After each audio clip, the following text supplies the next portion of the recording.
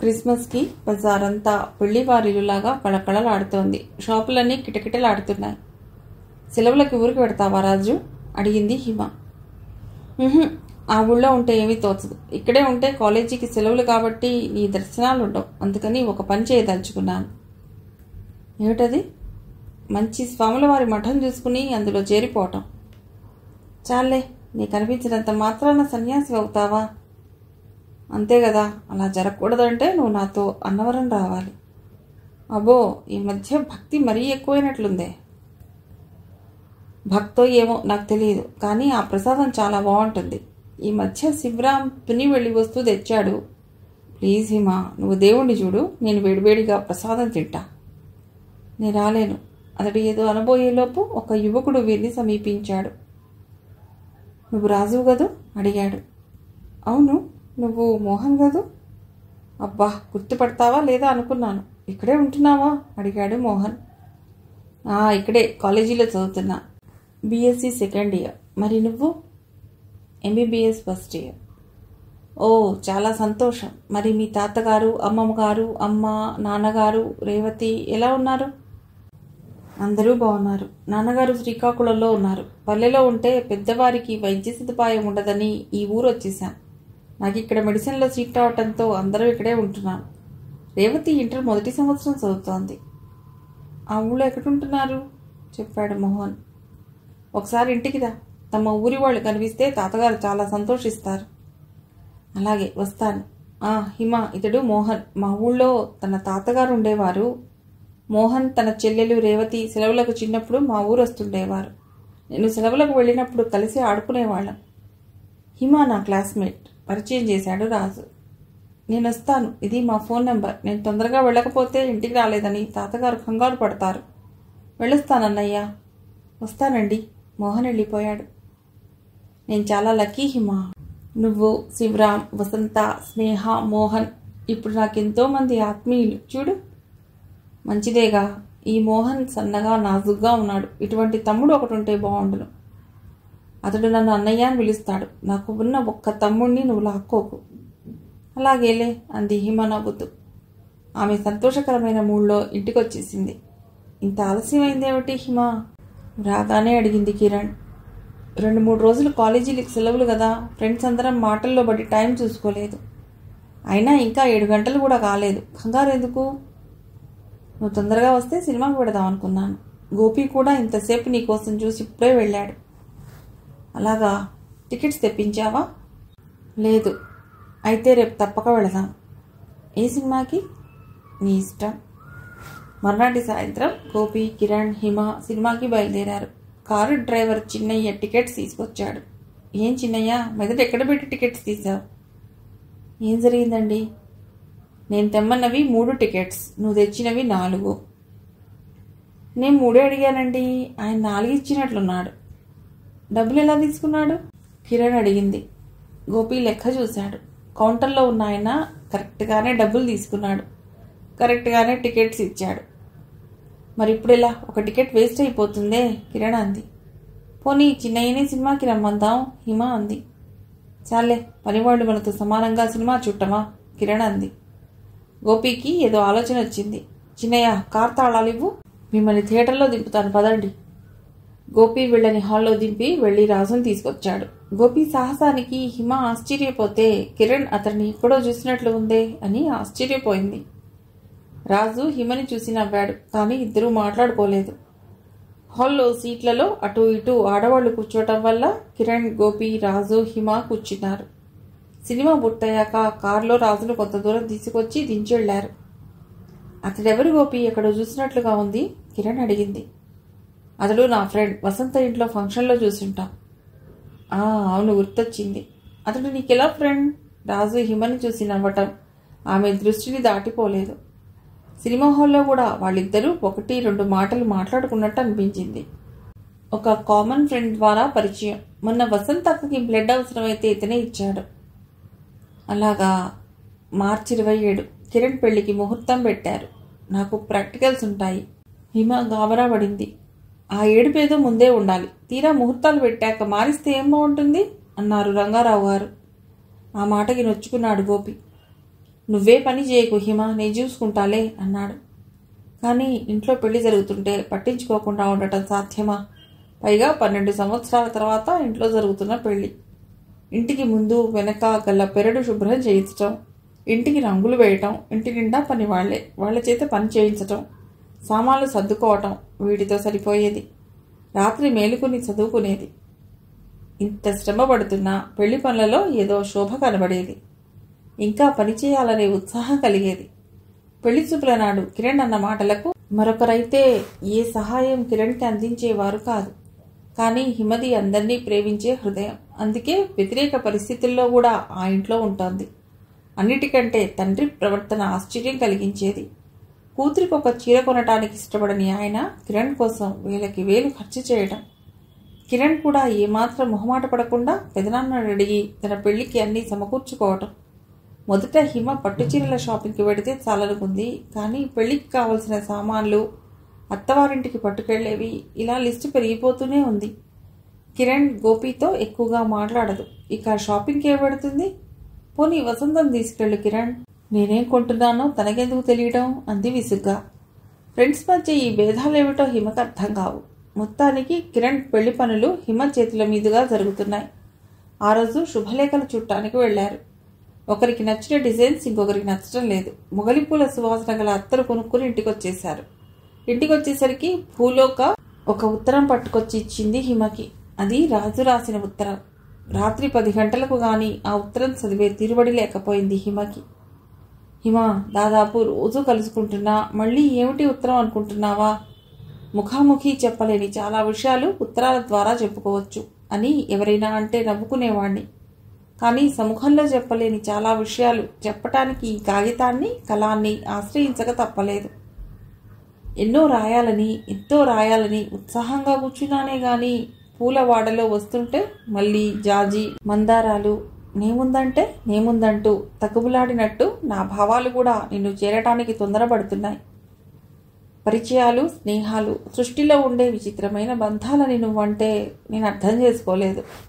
కానీ ఆలోచిస్తుంటే అది నిజమే అనిపిస్తోంది. లేకపోతే ఎక్కడో పల్లెటూరులో వీధిబడిలో చదివే నేను ఈ పట్నం వచ్చి కాన్వెంట్లో చదవడం ఏమిటి? క్లాస్లో అంతమంది ఉంటే ఎక్కడ కూర్చోవాలో కూడా తెలియని నేను వచ్చి నీ పక్కన కూర్చోవడం ఏమిటి? మేరీ టీచర్ వచ్చి నన్ను బాయ్స్ బెంచ్లో కూర్చోమనే వరకు పిల్లలు మనల్ని చూసి నవ్వుతున్నా మనకి తెలియలేదు. ఆ తర్వాత అప్పటికే స్నేహ, నువ్వు గాఢమైన స్నేహితులు. మీలో నన్ను కూడా చేర్చుకున్నారు. అబ్బాయివి, నీకు ఆడపిల్లలతో స్నేహం ఏమిటి అని టీచర్స్ అన్నా నేను వినిపించుకోలేదు. కాలం గడిచే కొద్దీ నాకు నీ మీద గల ఆప్యాయత ప్రేమ అని, స్నేహం మీద గల ఆప్యాయత అన్నా చెల్లెళ్ల బంధం అని అర్థమైంది. కానీ స్నేహ ఎప్పుడూ నన్ను అన్నాను పిలవలేదు. నేను అడగనూ లేదు. అర్థం చేసుకుంటే చాలు. వరుసలు దేనికి అనిపిస్తుంది. నేను ఆ పల్లెటూరులో ఉంటే నీ పరిచయం అయ్యేదా? ఇంత ప్రపంచం నాకు పరిచయం అయ్యేదా? తలుచుకుంటే ఇదంతా ముందే రాసిన స్క్రిప్ట్ అనిపిస్తుంది. ఈ మధ్య నీ సావాసంలో నాకు కాస్త దైవభక్తి వస్తున్నట్లు ఉంది. ఏమైనా నువ్వు నా చేయి వదలకు హిమ. ఇలా రాజెందుకు రాశాడు అని అనుకుంటున్నావా? నాకు తెలిసిన లోకం కంటే నీ ప్రపంచం విస్తృతమైంది. నీతో పోలిస్తే నాకు ఏ ప్రత్యేకత లేదు. కేవలం నిన్ను ప్రేమించే హృదయం తప్ప ఇంకేమీ లేదు. అప్పుడప్పుడు భయం వేస్తుంటుంది, నా దగ్గర నుంచి నిన్నెవరైనా లాక్కుపోతారేమోనని. అది కేవలం భయమే అని నువ్వు అభయం ఇవ్వాలి. సినిమాలోలా పంచభూతాల సాక్షిగా అటు ప్రమాణాలు చేయకపోయినా నా మనసులో ఎప్పుడు నువ్వే ఉంటావు. ఉత్తరం అలా సాగిపోయింది. హిమ ఉత్తరాన్ని చదివింది, మళ్ళీ చదివింది. మనస్సులోనే అతడు కోరుకున్న అభయం ఇచ్చేసింది. ఆ వేళ సాయంత్రం ఏమీ తోచక రాజు గదికి బయలుదేరాడు గోపి. అతడి రూమ్ తాళం వేసింది. మేడమెట్లు దిగుతుంటే ప్రెస్ కుర్రవాడు రాము కనిపించి రాజు ప్రెస్లో ఉన్నట్టు చెప్పాడు. ఓ రాజు, నువ్విక్కడున్నావా? నీ రూమ్ లాక్ చేసుంటే వెళ్ళిపోతున్నాను అన్నాడు గోపి. రాజు ప్రెస్ వాళ్లతో చెప్పి బయటకొచ్చాడు. ఇద్దరు వేప చెట్టు చుట్టూ కట్టిన అరుగు మీద కూర్చున్నారు. పెళ్లిళ్ల సీజన్లో వీళ్ళకి పని ఎక్కువగా ఉంటుంది. సాయంత్రం వేళ నేను ఖాళీయే కదా, అందుకని పని చేస్తుంటాను. మరి నీ చదువు? రాత్రి వేళ. గోపి మాట్లాడలేదు. ఏ గోపి, ఇలా పనిచేయడం గౌరవం కాదా? అదేం కాదు. నీతిగా చేసే ఏ పనైనా తప్పు కాదని హిమ అంటుంటుంది. తనకి ఈ విషయం తెలుసా?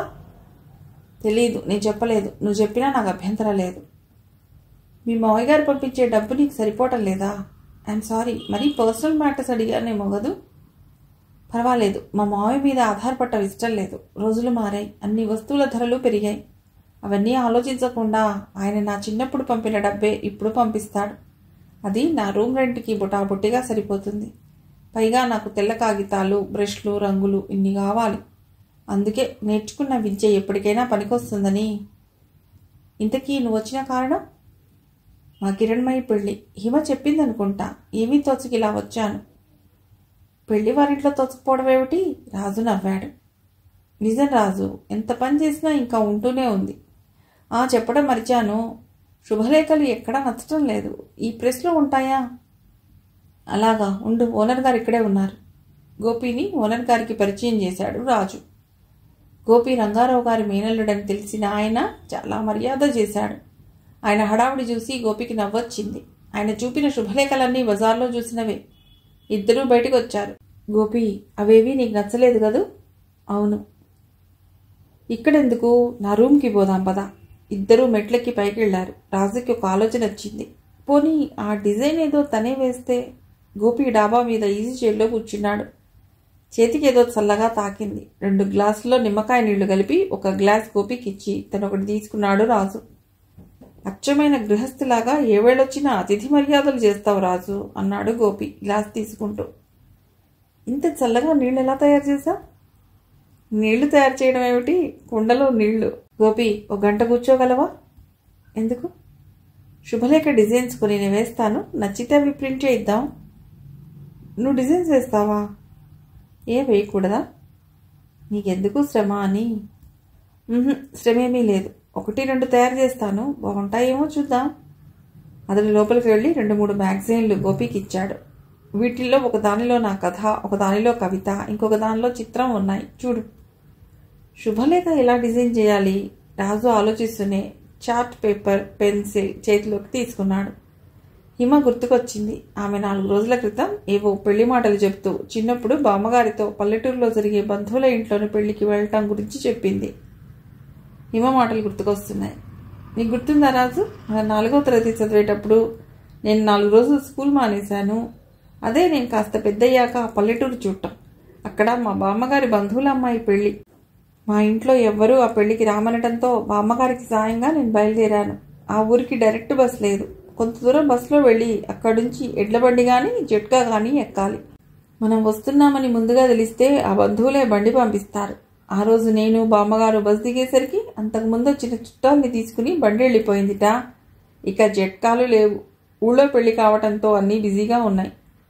మధ్యాహ్నం 3 గంటల నుండి సాయంత్రం 5 గంటల వరకు అలా కూర్చున్నాం. ఆకలి వేస్తున్నా ఆ చిన్న హోటల్లో ఏమీ తినాలనిపించలేదు. ఆఖరికి బామ్మగారు నా కోసం మడి పక్కన పెట్టి హోటల్లో టిఫిన్ తిన్నారు. నాకైతే ఆ వడల రుచి చాలా నచ్చింది. కాఫీ తాగేసరికి బండివాడు ఎవరైనా బంధువులు వచ్చారేమోనని మళ్ళీ వచ్చాడు. మేం కనబడ్డాం. అయినా లాస్ట్ బస్సులో ఎవరైనా వస్తారని మమ్మల్ని కూర్చోబెట్టాడు. ఎవరూ రాలేదు. ఆఖరికి ఆయనకి దయ కలిగి మమ్మల్ని ఇద్దరినీ బండెక్కించుకుని బయలుదేరాడు. ఆ ప్రయాణం మరపురానిది. అప్పటిదాకా విసుగ్గా ఆకలిగా ఉన్న నాకు ఆ బండి ప్రయాణం సేద తీరినట్లయింది. బండి కొంత దూరం ఇసుకలో ప్రయాణం చేసింది. అది దాటాక చెరువు. ఆ చెరువు, ఆ వెన్నెల్లో ఆ నీరు వెండిని కరిగించిపోసినట్లుగా ఉంది. గట్టు వెంబడే వెండి పూలలాగా రెల్లుగడ్డి పూలు. ఒక నక్క బండి చప్పుడికి పరుగు పెట్టింది. అదే మొదటిసారి నేను నక్కను చూడటం. అంత మంచి వాతావరణంలో ఆ జంతువుని చూడటం ఒక మంచిలో ఒక చెడు ఉంటుందని తెలియజెప్పడమేమో అని ఇప్పుడు నాకు అనిపిస్తుంది. ఆకాశంలో వెండి పతకంలాగా చంద్రుడు, ఆ పతకంలోని ముత్యాలు చెల్లా చెదురైనట్లుగా నక్షత్రాలు. బామ్మగారు కూడా మాట్లాడకుండా ఆ ప్రకృతిని మైమరచి చూశారు. నిశ్శబ్దం కూడా కవిత్వం చెప్తుందని ఆ రోజే తెలిసింది. పెళ్లి కూతురు స్కూల్ ఫైనల్ పాస్ అయిందిట. ఆ రోజుల్లో ఆడపిల్లలకి అదే పెద్ద చదువు. పైగా వరుడు ఆమెను ఇంకా చదివిస్తానన్నట్ట. అందరూ ఆ అమ్మాయిని పెళ్ళయ్యాక చదువెందుకు అనేవాళ్లే. చదువంటే నాకు ఇష్టం. ఇన్నాళ్ళు మా నాన్న చదివించారు, ఇప్పుడు ఆయన చదివిస్తానంటున్నారట. అది నా అదృష్టం. దానికి మీరింత ఆశ్చర్యపోవడం ఎందుకు అని. అప్పుడే నా మనసులో ఒక విత్తనం పడి ఉండాలి. మనకంటే మన గురించి ఆలోచించేవాళ్ళు మన జీవిత భాగస్వామి కావాలని. నిజంగా అది అదృష్టమో కాదో గాని సంతృప్తిని ఇస్తుంది, ధైర్యాన్ని తెస్తుంది. హిమ మాట్లాడటం పూర్తయింది. ఇటు రాజు చేతిలో 2 శుభలేఖల డిజైన్లు రూపుదిద్దుకున్నాయి. అవి తీసుకుని రాజు గదిలో నుండి బయటకు వచ్చాడు. అప్పుడే కనుచీకటి పడుతోంది. గోపి పుస్తకాలు పొట్టపై పెట్టుకుని కళ్ళు మూసుకున్నాడు. అడుగుల అలికిడికి కళ్ళు తెరిచాడు. నిద్రపోతున్నావా గోపి? లేదు లేదు, పుస్తకం చదువుతుంటే అలా కళ్ళు మూసుకున్నాయి. ఇవిగో శుభలేఖలు, నాకు తోచినట్లు వేశాను, ఇంట్లో వాళ్ళకి చూపించు. బ్రహ్మాండంగా ఉన్నాయి అన్నాడు గోపి అవి చూసి. రాజు వరండాలో లైటేసి వచ్చాడు.